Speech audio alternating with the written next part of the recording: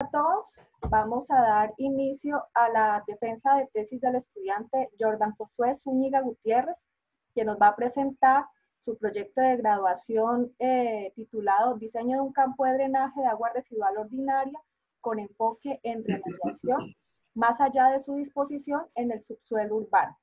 Entonces, la mecánica, Jordan, es que máximo tenés 30 minutos para presentar.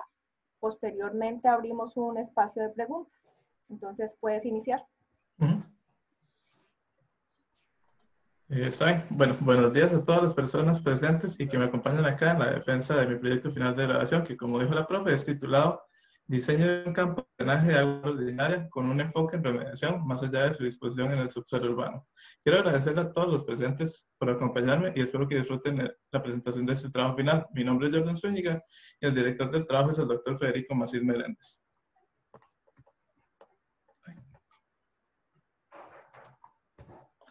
Entonces, mi agenda para la presentación se encuentra constituida por 9 secciones, las cuales son los antecedentes, los objetivos, el sitio de estudio y la metodología de diseño, la metodología, los resultados y discusión de lo que son el objetivo 1, 2 y 3, así como las conclusiones, recomendaciones y los agradecimientos.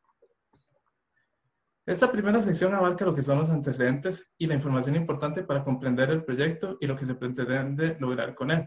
Por lo que quiero comentarles un dato muy interesante que llamó mi atención, y es que actualmente el 76,42% de los hogares costarricenses se encuentran conectados a un tanque séptico, la opción de tratamiento in situ más extendida en Costa Rica. Y es interesante ver cómo para un sistema de tratamiento tan utilizado en el país, no existen muchos estudios que evalúen el impacto que tiene este sobre lo que es el recurso hídrico y el subsecuente impacto en los ecosistemas. Además, es importante señalar que los sistemas sépticos se encuentran compuestos por 3 zonas. Por el tanque séptico, que está diseñado para ecualizar los flujos hidráulicos y en él se da el tratamiento primario de las aguas residuales. Posteriormente, el campo de drenaje se recibe el agua tratada por lo que son los tanques sépticos y por medio de las zanjas de percolación se dispersa el efluente y finalmente en el subsuelo es donde se da la atenuación de contaminantes. Cabe destacar que un proceso de suma importancia que ocurre entre lo que es las zanjas de percolación y el subsuelo y que es por el cual se da un movimiento de los contaminantes hacia el subsuelo y hacia mantos acuíferos es el fenómeno de la lixiviación. Además, es importante resaltar que la remediación de estos sistemas se da principalmente en lo que es la matriz biomat-suelo, que es donde se encuentran los organismos que degradan algunos de los compuestos que vienen en el agua residual. Para la construcción de los lechos de percolación, usualmente se utilizan materiales de la construcción, como son las gravas de las distintas granulometrías. En la actualidad, se habla de explorar el uso alternativo de materiales, como lo son el biocarbón, para ver si este tipo de materiales pueden aportar un nivel de tratamiento adicional. El biocarbón es un material que fija carbono a partir de material vegetal por medio de una técnica de combustión en ausencia de oxígeno.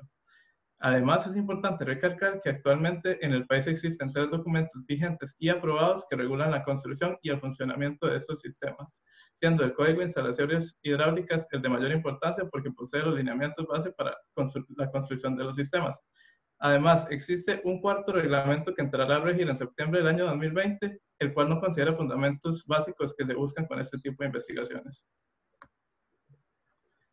También es importante, el ciclo de nitrógeno es un mecanismo importante para tener en cuenta en el tratamiento de las aguas residuales sépticas in situ, por lo que este lo ilustro acá en la figura 1. El nitrógeno en estos sistemas consiste en su mayoría de lo que es nitrógeno orgánico, que viene desde las casas en el agua residual ordinaria. Este afluente llega al tanque séptico, en donde el tratamiento aportado por este y condiciones como pH favorecen la formación de amonio.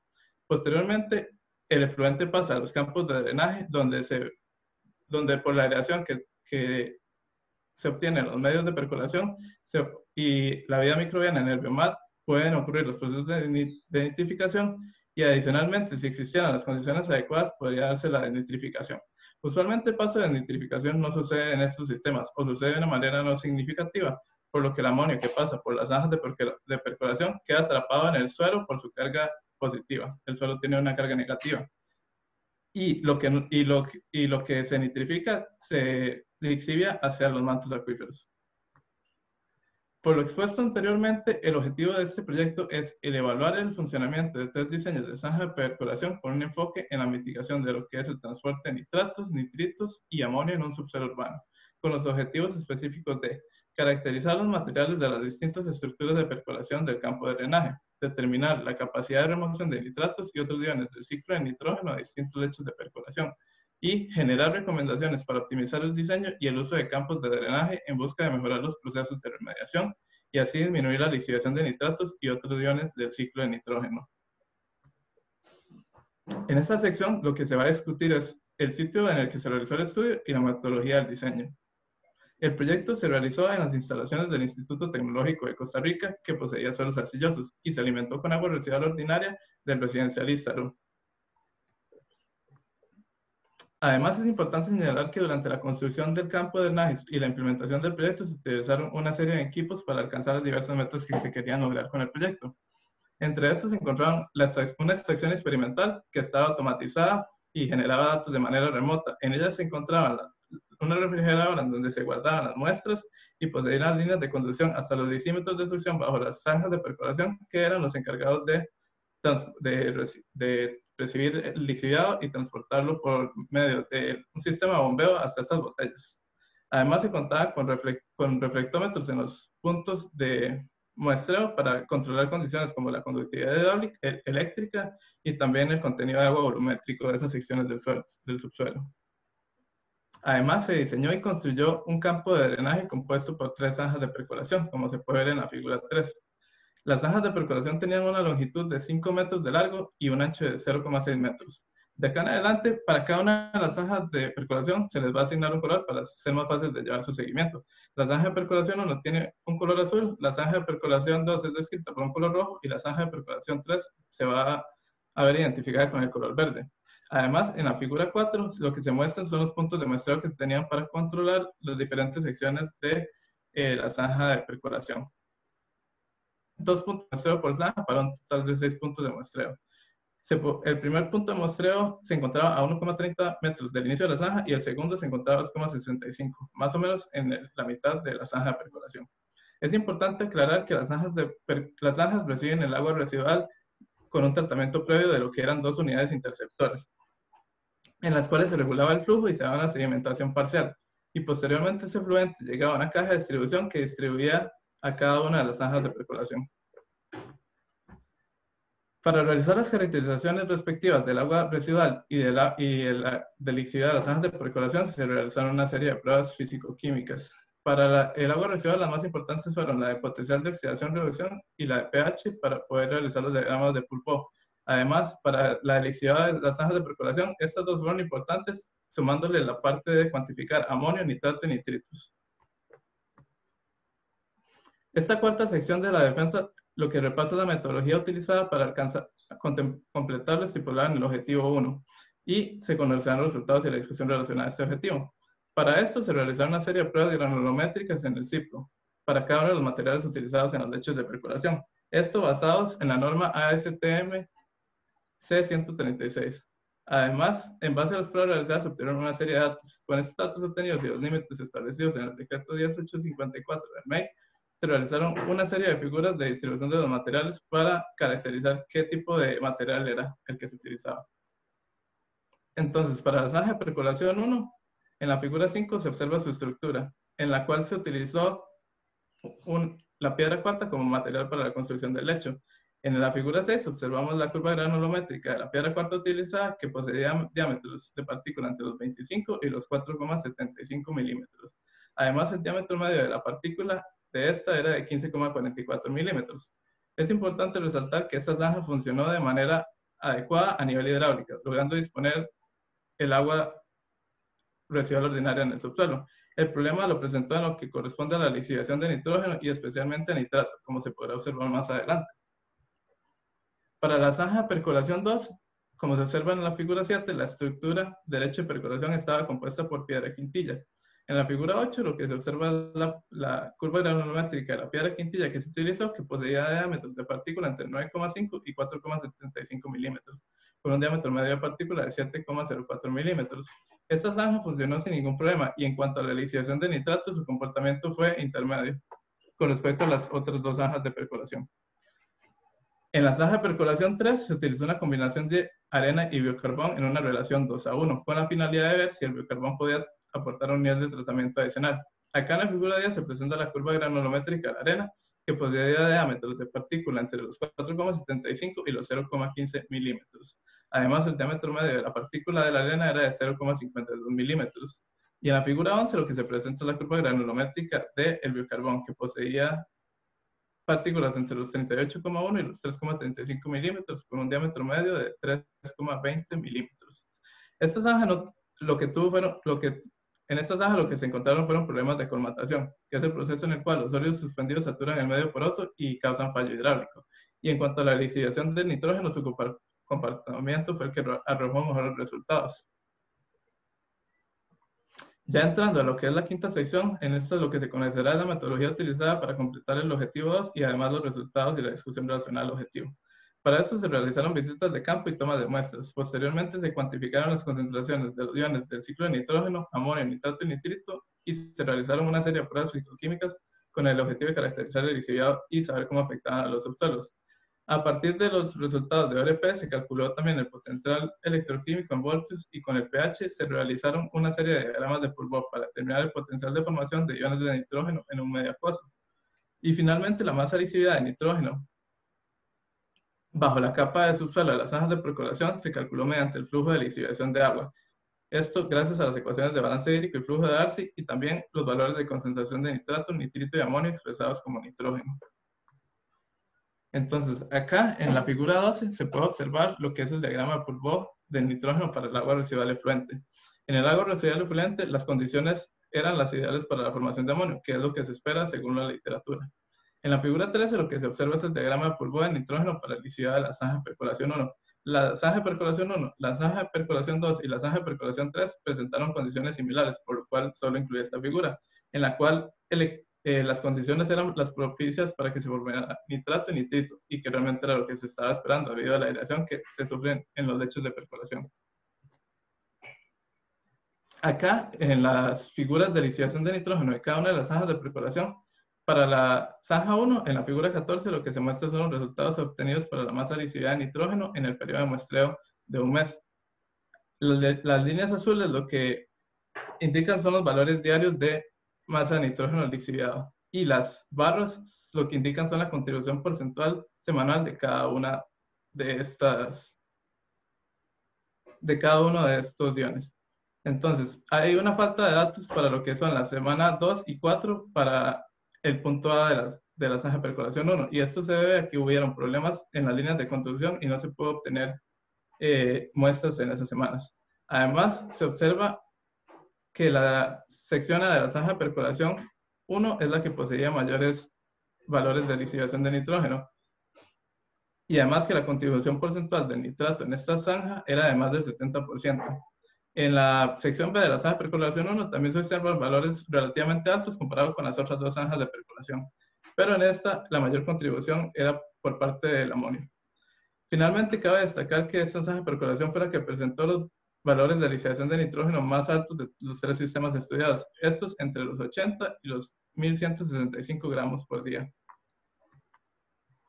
En la figura 15, lo que se puede observar es un comportamiento de tanto el punto A como el punto B de la zanja de percolación 2, en las cuales ambos se comportaban de manera similar, siendo en el punto A donde se observó la mayor lixiviación de nitrógeno.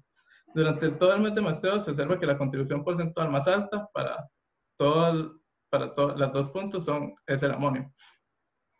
Esta zanja de percolación presentó valores intermedios con respecto a la zanja de percolación 1 y 2, debido a que estos estaban entre los 3 y los 27 gramos por día. En la figura 16 lo que se observan son los valores de masa lixiviada de nitrógeno para la zanja de percolación 3. Esta es la zanja que posee los valores más bajos de lixiviación de nitrógeno, comparándolas con las otras dos zanjas de percolación. Acá, en la línea de la sección A, se observa una tendencia a decrecer semanalmente y esta es mayor que en la parte B. De igual manera, se observa que en el sitio A la contribución porcentual más significativa es la del nitrato y en el sitio B se observa que más del 99% de la contribución es amonio. En esta zanja, este comportamiento se puede atribuir a los procesos de cromatación que ocurrían en la zanja y también al comportamiento atribuible de absorción del amonio en biocarbón. Ahora, el sexto apartado de la defensa lo que cubre es lo relacionado al objetivo 3, en el que se buscaba discutir recomendaciones de algunos de los diseños para construcción de campos de drenajes. Aquí es importante mencionar criterios clave como lo son la velocidad de percolación, también conocida como velocidad de infiltración en la mayoría de textos, la elección de un material de percolación adecuado, costos de construcción asociados y también finalmente una pequeña herramienta que se realizó para evaluar ese tipo de sistemas. Entonces, acá en la figura 17, lo que se presenta es el detalle constructivo recomendado, incorporándole la recomendación de utilizar piedra quintilla para zonas arcillosas. Cabe destacar que esta tiene una variación con respecto al lecho de percolación que se utiliza normalmente, que posee un diámetro de partícula de 70 a 100 milímetros. En este caso se recomienda utilizar un diámetro de partícula de 9,5 a 2,36 y sería lo que es la piedra quintilla. Acá, en el cuadro 1, lo que se presentan son los costos asociados a la construcción de un campo de drenaje, donde se calculó que el costo total por metro lineal era de 23.414,80 céntimos. Este cálculo se utilizó posteriormente para hacer cálculo aproximado de costos relacionados a un proyecto en la herramienta. Acá, en la figura 18, se presentan pequeñas capturas de lo que era la herramienta. La herramienta poseía una sección donde se ingresaban los parámetros para la construcción del campo de drenaje. Posteriormente, en base a esos parámetros, se evaluaba si cumplía o no con los criterios. Si cumple, él automáticamente presenta un sí en verde, y si no cumple con los criterios, presenta un no en rojo. Además, acá en la parte izquierda se muestra el cuadro de costos asociado y también el cuadrito que calculaba el costo del proyecto al que se estaría realizando de acuerdo a los datos que se introducían. Ya llegando a la parte final de la defensa, las conclusiones del proyecto son que el nitrato se ha detectado en concentraciones de 0,1 miligramos hasta los 394 miligramos sobre litro en el lixiviado del campo de drenaje. Las zanjas de percolación o métodos de tratamiento en suelo que permitan su remoción. Además, el nitrato se considera un indicador adecuado para monitorear la contaminación que las aguas residuales ordinarias, solo agua subterránea. En la zanja de percolación 1, las concentraciones más altas, se encontraron las concentraciones más altas de nitrato, con valores que iban desde los 0,1 miligramos por litro hasta los 394 miligramos por litro. La zanja de percolación 2 presenta las concentraciones más bajas de nitrato, con valores de hasta los 7,2 miligramos por litro. La zanja de percolación 3 presentó concentraciones de nitratos que iban desde los 0,7 miligramos sobre litro. Para la arena utilizada en la zanja de percolación 3 como material para construir un lecho de percolación en un campo de drenaje, se encontró que no era una opción adecuada, ya que presentaba problemas de colmatación asociada al tamaño de partícula y el coeficiente de permeabilidad de material. Que esta conclusión sería solamente en suelos arcillosos, ya que es como en suelos arenosos. Además, otra conclusión es que el foco de contaminación por nitrógeno más importante en el campo de drenaje era la zanja de percolación 1 con valores de lixiviación de nitrógeno que se encontraban en un rango de los 80 gramos hasta los 1165 gramos. En la zanja de percolación 2 la zanja de percolación 2 contribuye con un aporte de nitrógeno diario promedio que iba desde los 3 gramos hasta los 20 gramos. La zanja de percolación 3 presenta los valores bajos del con valores que iban de los 0,17 gramos hasta los 14 gramos de nitrógeno, y el campo de drenaje evaluado de sus zanjas de percolación presentaban procesos de nitrificación bien marcados debido a las condiciones que se presentaban en estos sistemas. Finalmente, la recomendación sería el realizar un estudio de lixiviación de nutrientes en suelos urbanos, pero tomando como fuente de alimentación de agua residual un tanque séptico de un hogar para poder tener las mismas condiciones de funcionamiento y de esa manera conocer el impacto real de este tipo de sistemas en el país. Además, se recomienda diseñar campos de drenaje con el mismo esquema de construcción que la zanja de percolación 2 evaluada en este trabajo, para que de esta manera se aporte un tratamiento mínimo al agua residual dispuesta en el subsuelo. Además, se recomienda realizar un estudio en paralelo donde se comparen una prueba controlada en laboratorio junto a una prueba de campo para determinar cómo las condiciones ambientales afectan a la lixiviación de contaminantes en los subsuelos urbanos y establecer qué factores son determinantes en este tipo de procesos. Se recomienda también realizar evaluaciones de este tipo de sistemas con periodos de muestreo más largos que permitan obtener resultados más significativos representativos de la dinámica de los procesos que ocurren dentro del campo de drenaje y las zanjas de percolación. También se recomienda evaluar la presencia y concentración de otros contaminantes, como lo pueden ser el fósforo o contaminantes emergentes que representan un peligro para los ecosistemas y para la salud de futuras generaciones. Caracterizar la vida microbiana presente en la matriz biomasa del suelo y que es responsable de procesos como la nitrificación y denitrificación. Finalmente, me gustaría agradecer a lo que es el Tecnológico de Costa Rica y al CONICYT por haber dado la oportunidad de realizar este proyecto y financiándolo, al CIPA, al CICATE y al CIPCO por haberme prestado sus instalaciones y también por habernos permitido desarrollar las pruebas físico-químicas necesarias para realizar este proyecto. También quiero agradecer a todas las personas presentes y a todas las personas que de una u otra manera ayudaron para que este proyecto se pudiera completar de la mejor manera posible. Entonces, muchas gracias a todos y si hay alguna pregunta, con mucho gusto.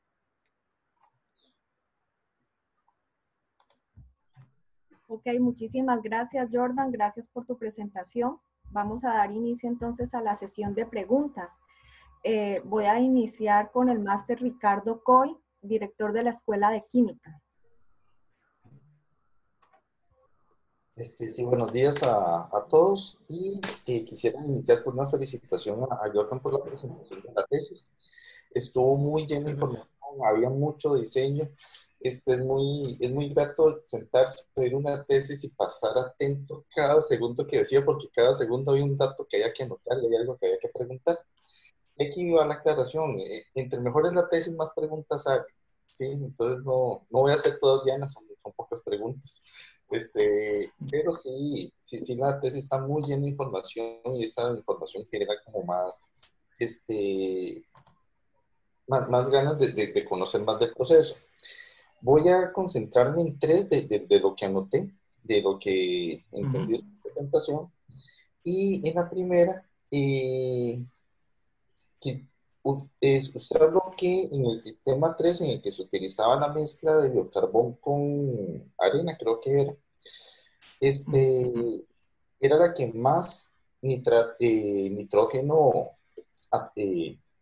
absorbía, o la que menos nitrógeno liberaba, más bien. ¿Ustedes conocen algún punto donde el sistema podría saturarse? ¿Hay algún punto de saturación en este sistema? Saturación a nivel de sólidos suspendidos y que haya colapso hidráulico. Es que, por ejemplo, como es el carbón tiende a absorber ciertas sustancias por su naturaleza. Entonces llega al punto donde ya la sustancia cubre toda la superficie del carbón, ahí ya se saturó. Ok. Entonces, si conocemos ese punto. Sí.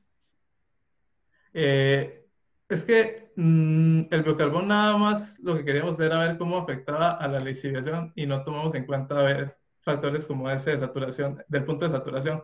Más que todo era comprobar cómo estos leches podían afectar a la lixiviación y si lograba encontrarse alguna diferencia, entonces íbamos a ver que sí podría ser interesante ver si se podría estudiar más cómo este biocarbón puede ayudar a retener lo que es el amonio y ver también cuál sería el punto de saturación del mismo, pero realmente eso estaba fuera del alcance de la tesis y no es parte de algo que yo maneje. Ok, habría que dar algún tipo de mantenimiento a este tipo de plantas que mantengan esta capacidad de no liberar tanto nitrógeno al ambiente. Posiblemente, sí, a estos sistemas habría que darles, más que todo, si el sistema trabaja de manera correcta y no tiene ningún proceso de saturación, lo que hay que tener es como darle un cuidado adecuado y también realizar las limpiezas adecuadas de lo que es el tanque séptico. Si este funciona de manera ideal, no va a llegar a saturar ni a colapsar los medios. El problema con la arena es que si, al menos con el suelo arcilloso, también algo que se me olvidó mencionar es que hay una tesis que ya evalúa lo que va a ser la dinámica en el suelo. La mía solo era hasta el punto donde más bajo la zanja de percolación. Entonces, habría que...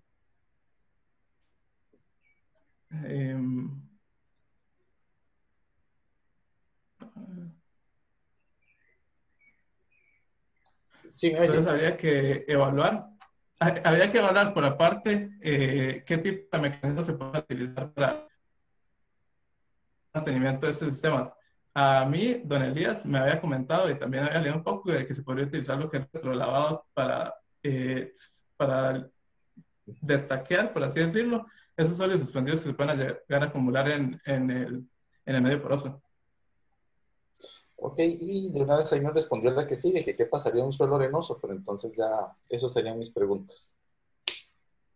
Sí, en un arenoso posiblemente sí no habría que hacer investigaciones, es una conjetura, pero posiblemente tal vez no habría un problema de colmatación como se ve acá con la arena. Muchas gracias y felicidades de nada. Muchas gracias a usted, profe. Gracias, Ricardo. Voy a darle la palabra al profesor Elías Rosales, uno de los lectores de la tesis. Buenos días, Jordan, muchas gracias por la presentación y yo creo que igualmente muchas gracias por la adecuación de conceptos. Y yo creo que ahora están más precisos que la primera vez que me tocó participar con ustedes en este tema. Igualmente muchas gracias, Diana y Federico, por haberme participado en leer este documento. Jordan, yo creo que estás demostrando con el trabajo realizado la importancia que tiene para el país, para Costa Rica, la combinación de los esfuerzos en formación de los ingenieros en ingeniería ambiental, en combinación con una serie de necesidades que tiene esta infraestructura básica del país. Yo creo que lo grande de este trabajo es demostrar que existen posibilidades tanto de investigación para hacer un análisis correcto de un tema que es totalmente abandonado en el país. Este tema de tanques sépticos y en el caso específico de disposición o de vertido de efluentes tratados que ustedes han llevado adelante, este trabajo está demostrando que hay un procedimiento, que se puede elaborar un procedimiento, que se aplicó un procedimiento y que con ese procedimiento se está demostrando que las posibilidades de medición. Creo que el trabajo realmente debe de complementarse. Yo sigo en la insistencia, en algún momento se lo había mencionado a Ana Lorena y a Diana, la carrera de Ingeniería Ambiental debe abrir una línea de investigación en sistemas individuales para el tratamiento de aguas residuales, porque no solamente el tanque séptico es la posibilidad que podrían utilizar las familias costarricenses.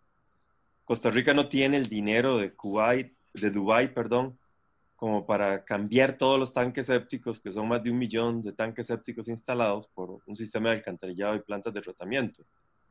Y menos bajo la estrategia que actualmente se sigue de cambiar tanques sépticos por sistemas primarios de tratamiento de aguas residuales y cuando mucho sistemas de nivel secundario. Yo creo que en tus recomendaciones hay que hacer énfasis en los aspectos de que hay que analizar un poco más. Sí lo mencionaste, sí estaba viendo ahorita en las recomendaciones planteadas, pero hacer un poco más de énfasis porque este es un trabajo de laboratorio prácticamente, contra la práctica y la tradición de la construcción que se sigue en el país, tenemos una diferencia significativa. ¿Por qué? Porque la teoría ahí en la calle se ha tergiversado montones y entonces muchas veces los constructores llegan y le dicen al dueño de la obra, le dicen, mire, no vamos a construir el tanque séptico ni el drenaje como está en el plano, porque sale muy caro, mejor esto lo hacemos de esta otra forma y con el dinero que a usted le sobra puede ponerle las cortinas a la casa antes de terminarlo. Y por supuesto, por falta de esa conciencia sanitaria en el país, el dueño de la obra está feliz porque va a tener cortinas nuevas a su casa. Yo realmente preguntas no tengo, aparte de estas observaciones y expresión de felicitación a Federico por la iniciativa tenida y porque Federico está combinando su conocimiento con este trabajo práctico de los muchachos, igualmente por el complemento que les da Diana. A mí me parece que el trabajo es muy bueno, pero que este trabajo sume a una línea de investigación mayor en el tecnológico para que el tecnológico siga, siga demostrando al país que se concentra en temas importantes. 70 y resto por ciento de la población costarricense conectado a una técnica que muy poco se conoce en el país. Así es que, Jordan, felicidades y ahí espero la invitación del traguito y invitamos a doña Diana y invitamos a Federico. Pero eso sí, no nos pasamos, nada más es para enjuagarnos un poco. Que estén bien, gracias. Sí, muchas gracias, don Elías. Muchísimas gracias, profesor. Yo te voy a hacer un par de consultas. Quisiera que ampliaras, que mostraras y compartieras cuáles entonces fueron las velocidades o cargas de aplicación que tuviste. Y también entonces, que a partir de tus resultados, ¿dónde se está teniendo más incidencia con respecto a los parámetros que evaluaste? Si en el punto al principio de la zanja, en A o en B. Es como enfatizar eso. Ok, eso. Primero voy a contestar la segunda parte de la pregunta. ¿Cómo las?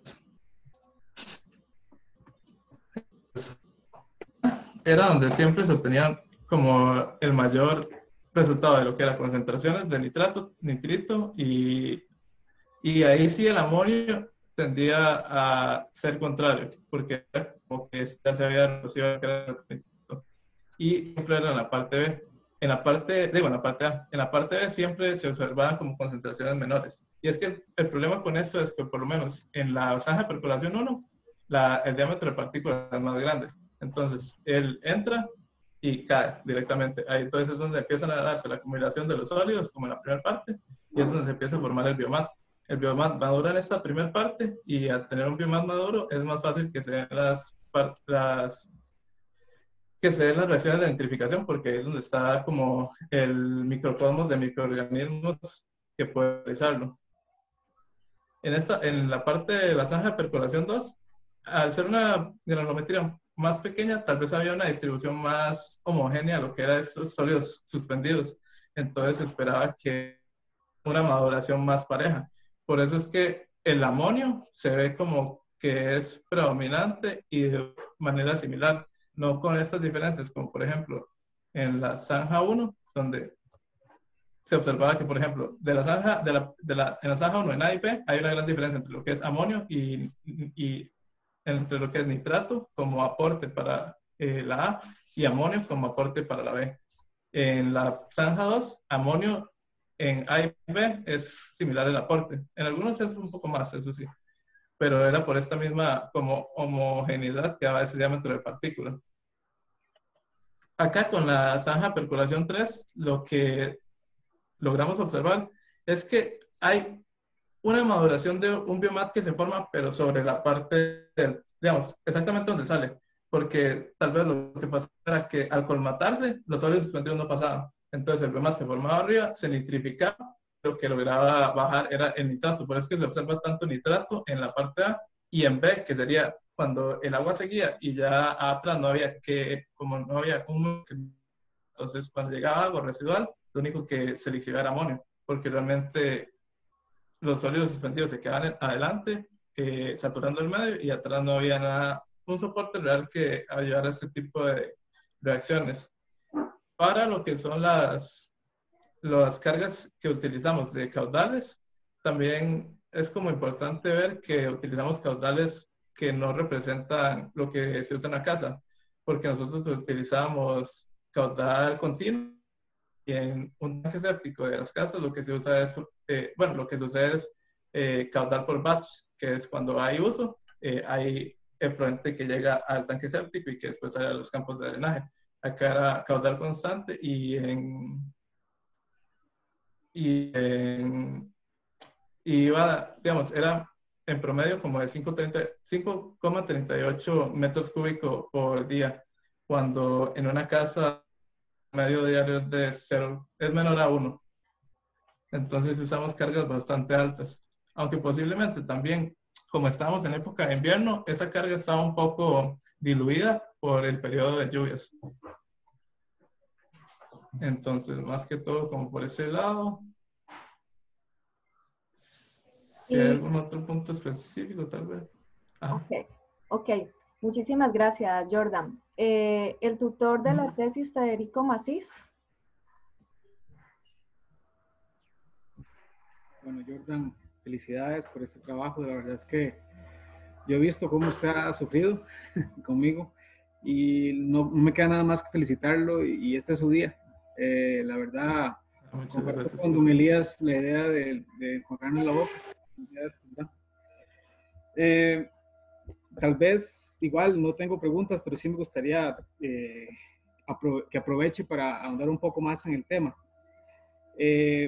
Solo una, tal vez, o una que incluya varias. En tu recomendación, usted fija dos tipos de partículas en el diseño de recomendación. Entonces, ¿a qué se debe esa diferencia en tamaños de partículas? ¿Y qué otro parámetro usted recomendaría medir además de lo que usted ya hizo? ¿Qué otro parámetro? ¿Saben? Esta diferenciación de lo que era diámetros de partículas es tener un medio intermedio entre lo que era suelo, material de relleno y la propia estructura de perforación. Igual, es como lo que se recomienda en el Código de Instalaciones Hidráulicas, entonces por eso no hice ninguna diferenciación. Nada más lo único que cambié fue la estructura que soportaba la parte de la zanja de perforación y donde se percolaba el agua. Y con respecto a qué otros parámetros se podría leer o controlar, uno importante es la parte de carbono orgánico, como usted me ha mencionado en varias ocasiones, y que estaba leyendo que también el carbono orgánico es importante cuando se quiere estudiar un poco lo que son los procesos de nitrificación, porque el carbono orgánico es como clave para que eso ocurra. Excelente. No, pues Jordan, felicidades, la verdad.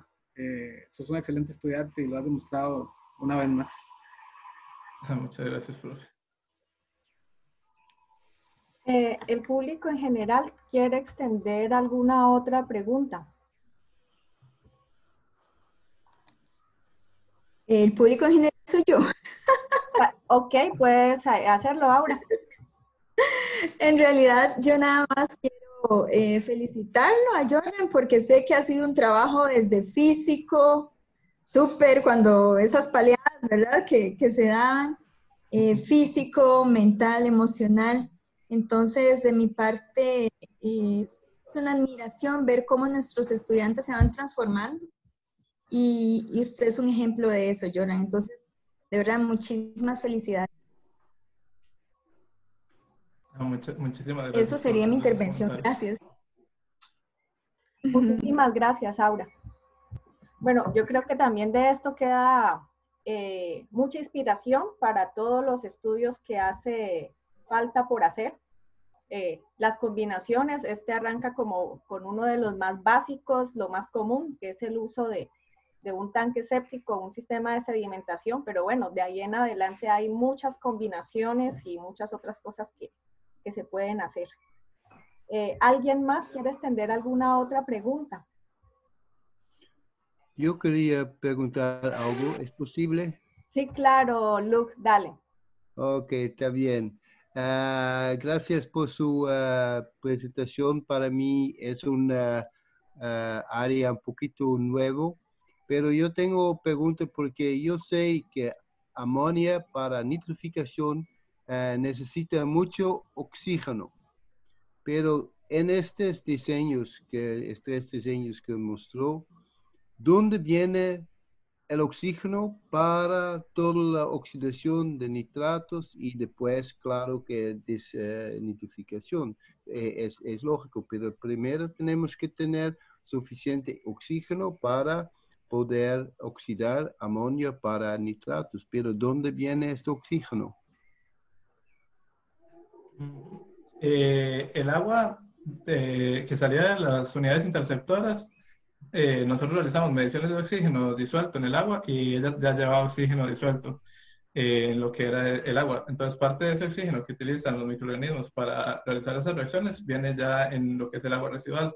Y también realizamos una serie de mediciones en la ocasión, lo que era el oxígeno disuelto, luego de la salida de las zanjas de percolación, y sí se veía una disminución en lo que era el oxígeno disuelto. Y conforme se lixiviaba, tendía a disminuir este oxígeno. Posiblemente otra de las fuentes de oxigenación de esto es cuando el agua es como dispuesta por la tubería de drenaje y cae en lo que es la piedra. Ella se oxigena por el mismo movimiento un poco, y ahí también es donde se aporta parte de ese oxígeno para la oxidación. Por eso es que entre mayor sea el diámetro de partícula del material, se esperaba que hubiera mayor oxigenación. Y fue lo que observamos, con porcentajes de nitrificación mayores en diámetros de partícula mayores. Pero hay también renovación de aire en las piedras también, porque cuando oxígeno es utilizado en esta piedra, entonces ya no hay oxígeno. Entonces hay renovación, hay aireación, cosas de este género. Ahí sería más que todo, como hemos observado, el suelo es un medio dinámico. Entonces supongo que siempre de una u otra manera sigue habiendo como un intercambio de oxígeno con la superficie, y eso es lo que ayuda a que ocurra esa renovación. Ok, porque yo pienso que esta renovación de oxígeno es bastante importante para el diseño, ¿no? Quizás es lo más importante para el diseño, para tener Sí, posibilidad usualmente, de oxidación. usualmente cuando se trata a nivel más macro, se utilizan cámaras de aireación para realizar este tipo de procesos de nitrificación completa. Pero acá eso, bueno, para aplicarlo a nivel de hogar no es viable y también es sumamente caro. Por eso es que más que todo se depende de la misma dinámica del ecosistema que se forma ahí en lo que es el campo de drenaje. Ya, pero es bueno para conocer los mecanismos también en estos sistemas. Está bien, gracias. Con mucho gusto. Gracias, Luke, por tu intervención. ¿Alguien más?